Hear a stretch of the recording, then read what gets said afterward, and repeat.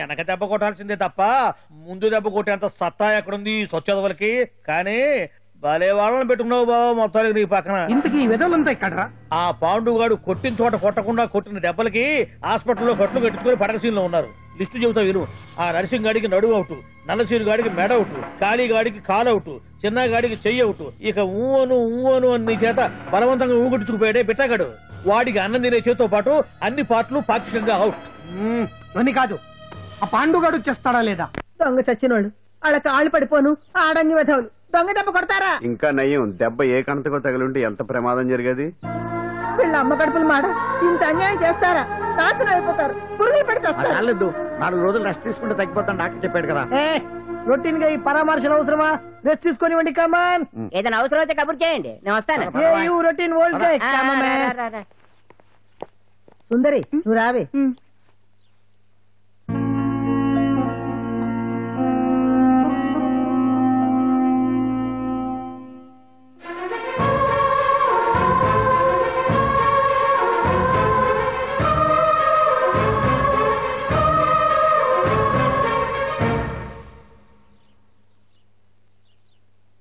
ఏంటి? నేను వెళ్ళిపోతాను. మీరు ఇక్కడి నుంచి వెళ్ళిపోయినంత మాత్రాన సమస్య తీరిపోతుందా? అసలు ఇదంతా నా వల్లే కదా. నా మీద మీకున్న జాలికైనా ఓ హద్దు ఉండాలిగా. పొరపాటు. నాకు మీ మీద ఉన్నది జాలి కాదు, అభిమానం. దానికి హద్దుండదు. ఒకసారి యుద్ధం అంటూ మొదలయ్యాక ఎవరొకరు గెలిచేవారు కదా ఆగదు. ఆటలో అయినా పోటీలైనా నాకు గెలవటమే తెలుసు. మొదటిసారి నన్ను ఓడించాలనుకుంటే వెళ్ళండి.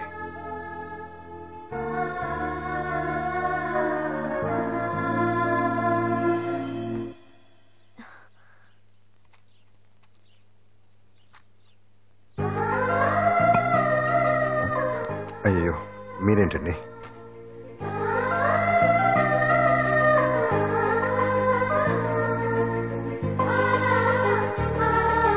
సుందరి సుందరి, ఏంటి? ఈ వేణీలు తీసుకెళ్ళి వాడికి కాస్త ఒళ్ళు తొడవే. సరే. మసిగుడ్డ ఎక్కడా?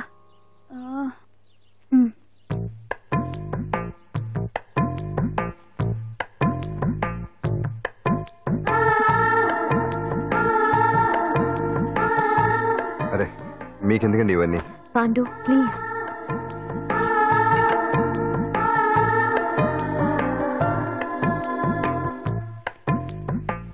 వద్దండి ప్లీజ్. ఏం మాట్లాడుకో, పడుకో.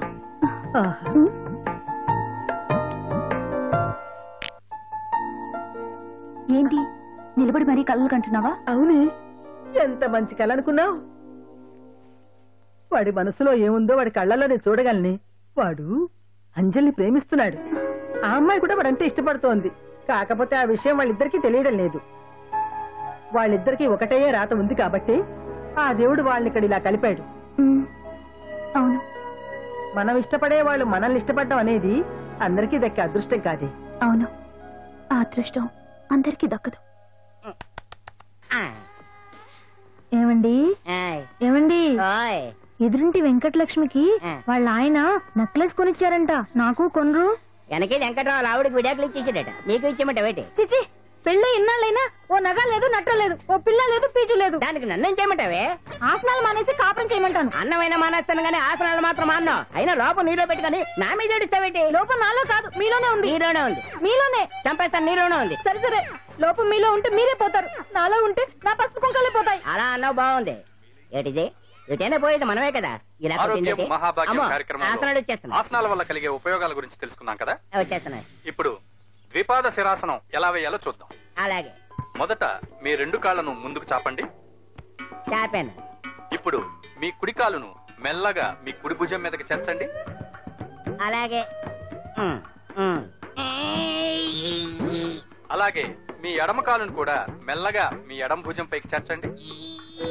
ఇప్పుడు మీ 2 చేతులతో నమస్కరించండి. ద్విపాద శిరాసనం ఎలా వేయాలో చూశారు కదా, చూశాను. ఎలా తీయాలో వచ్చే వారం తెలుసుకుందాం. Until then bye. ఎలా తీయాలో వచ్చే వారం చెప్తావా? ఆమె చెప్తాడే.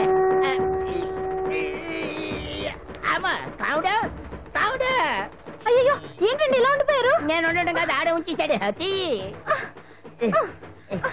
రావట్లేదండి. రావట్లేదా? నువ్వు కావాలని తీయట్లేదా? అయ్యో రావట్లేదండి నిజంగానే. వెళ్ళు, బయటకు వెళ్ళవనండి పిలు.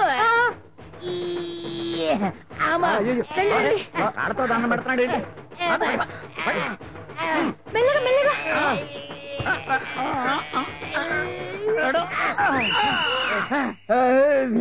అమ్మా ఏమయ్యా ఈ వయసులో ఈ పిచ్చాసనాలు ఎందుకు నీకు? ఏ ఎముకో పుట్టుకు నిరిగిందనుకో చటుక్కున మంచం ఎక్కుతావు. పాడెక్కే వరకు ఆసనాలు మాండు. అది నా వీక్నెస్. వీక్ పర్సనల్ మళ్ళీ వీక్నెస్ ఒకటి.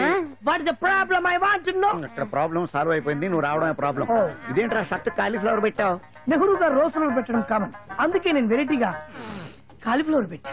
నెహ్రూ గారు రోజు ఫ్లవర్ పెట్టారు, నువ్వు కాలీఫ్లవర్ పెట్టావా? ఎంత మేధావిరా నువ్వు. మీరు కూడా నాలాగా కొత్తగా థింక్ చేయండి, మీరు మేధావులు అనిపించుకోండి. ఓ పని చేయి, ఆ కాలిఫ్లవర్ ప్యాంట్ దగ్గర పెట్టుకో, ఇంకా కొత్తగా ఉంటది.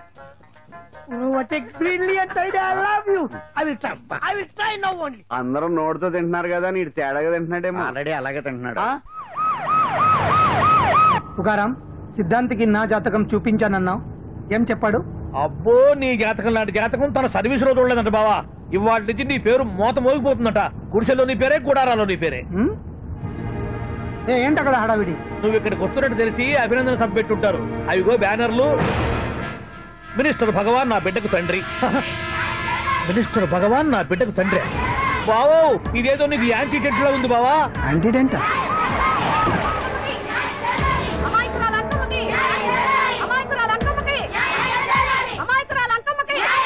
బావా, కుడికారు ముందు పెట్టి దిగు, ఎందుకైనా మంచిది.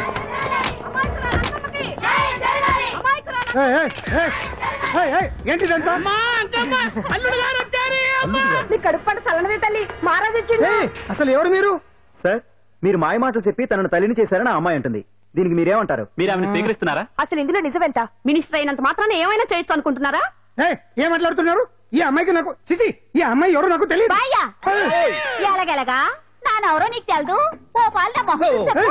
తెలియదని చెప్తున్నాను కదా, ఎవరు నువ్వు? పోలమ్మో ఎంత మాట అనేసినావు. 2 ఏళ్ల కిందట మండేసోలో నువ్వు అరకొచ్చి గవర్నమెంట్ వాళ్ళ బంగ్లాలో దిగలేదు. దిగితే అసలు ఆ మాటకు వస్తే రెగ్యులర్ గా అరకొస్తుంటాడు, బంగాళాలో దిగుతూ ఉంటాడు, అక్కడే ఐటమ్స్ గురించి ఆలోచిస్తూ ఉంటాడు, ప్రజా సంస్థల గురించి ఆలోచిస్తూ ఉంటాడు. అయితే ఏంటంట, నేను ఆ బంగ్లాలో పని మనిషిని. ఓ అర్ధరాత్రేలా బోర్ని వర్షం పుట్టుకుని దీపాలు ఆరిపోనాయి. బావి చుట్టే బాగా తాగేస్తున్నాడు. నేను ఎలగలిగెళ్తుంటే అలా నా చెయ్యి చేసుకున్నాడు. ఏటి బాబు ఇది అన్నాను. నువ్వు అను, అరకులో సగం రాసిస్తాను, మనవాడతాను, మగబిడ్డనిస్తాను అన్నాడు. నమ్మిన తెల్లారి చుట్టే మాయం అయ్యిండు. మగబిడ్డ అయితే పుట్టిండు, మనువు మాత్రం వాళ్ళేదే తల్లి. బాబా అదే ఇన్నాళ్ళ నుంచి నీ ఎంబడి తిరుగుతున్నా గానీ నీ ఉదార గుణం నాకే అర్థం కాలేదే. ఈ పిల్లకు పోయి అరకులో అర్ధ భాగం రాసిస్తానన్నావే. నీ టేస్టు, నీ పిచ్చినాడతనం మండ. ఏ మొత్తం రాసివచ్చుగా. నోర్మై, ఇది ఎవరో తెలియదు అంటుంది. పట్టుకొని పుట్టే పుట్టోని చూడండి. రాత్రి నుంచి అయ్య కావాలని ఒకటే ఏడుపు. ఎవడు వీడా? నల్లెట్టనమని ఎక్కున్నాడు. ఒక ముద్దు పెట్టుకోన్నాడు గారు. బావా, రంగు అయితే తెల్లదే గానీ పోలికలు మాత్రం నీకులాగే ఉన్నాయి బావా. వీడు నా కొడుకు ఏంట్రా? కాదని గ్యారంటీ ఏంటి?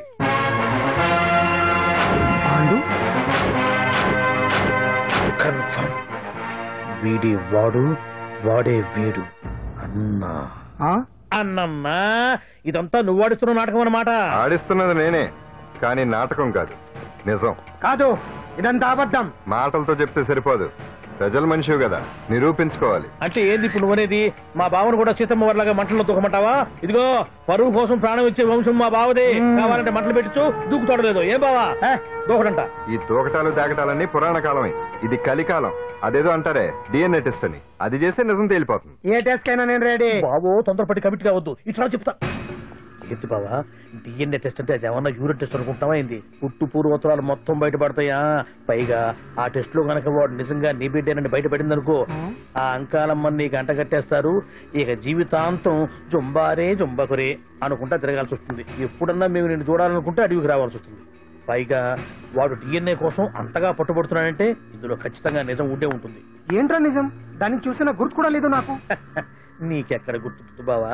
నువ్వు చూసిన ఐటమ్స్ ఏమన్నా ఒకటా రెండా? పైగా ఆ రోజు తమరు మందు మత్తులో కూడా ఉన్నారంట.